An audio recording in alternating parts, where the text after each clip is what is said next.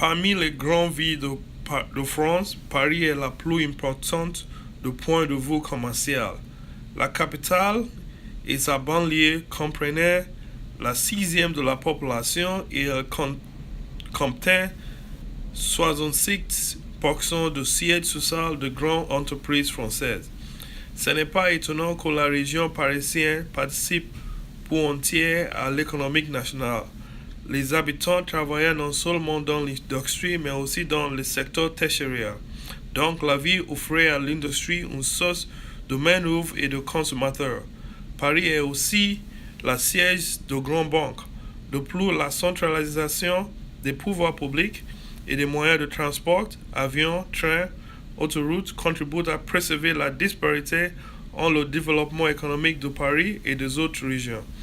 À l'heure actuelle, le gouvernement français décourage le sous-développement de la région parisienne et favorise par des dégrèvements d'impôts et par autres moyens le développement d'autres régions, surtout celles où le chômage est notable.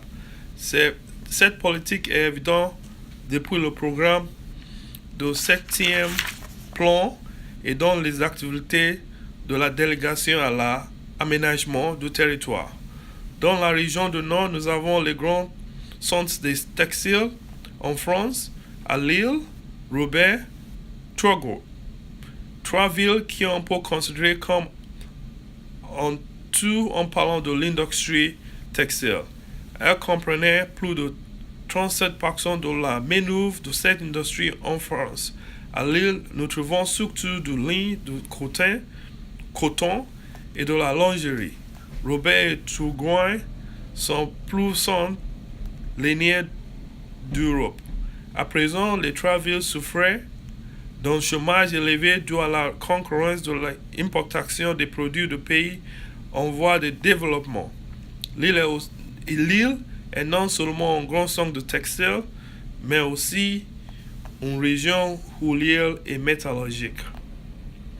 Les villes de Lyon, Saint-Étienne, Grenoble forment un autre centre métropolitain, cette fois dans la région Rhône-Alpes.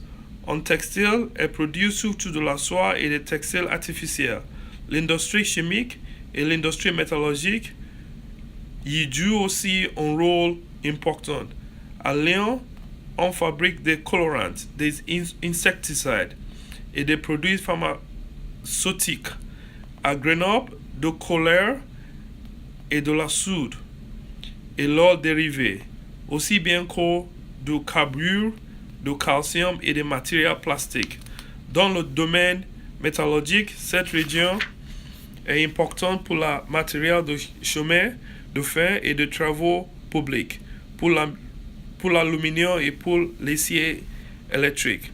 La production hydroélectrique et de la hue blanche de Grenoble, comme le charbon de Saint-Étienne, aide à satisfaire aux besoins énergétiques du pays. Le premier port de France est Marseille, la porte de l'Orient et de l'Afrique.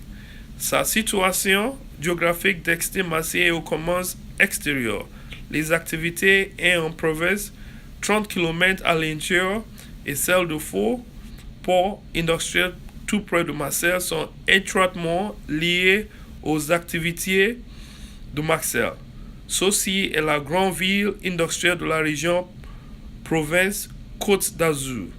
Elle a 25% du total du raffinage de pétrole français et elle joue un rôle dans la construction navale à la Ciotat et la Seine et dans la construction aéronautique à Marigny. Malheureusement, les constructions navales et aéronautiques souffrent souvent de chômage. La pêche, la raffinage du sucre, l'industrie du bâtiment et les produits chimiques contribuent aussi à la vie commerciale de Marseille.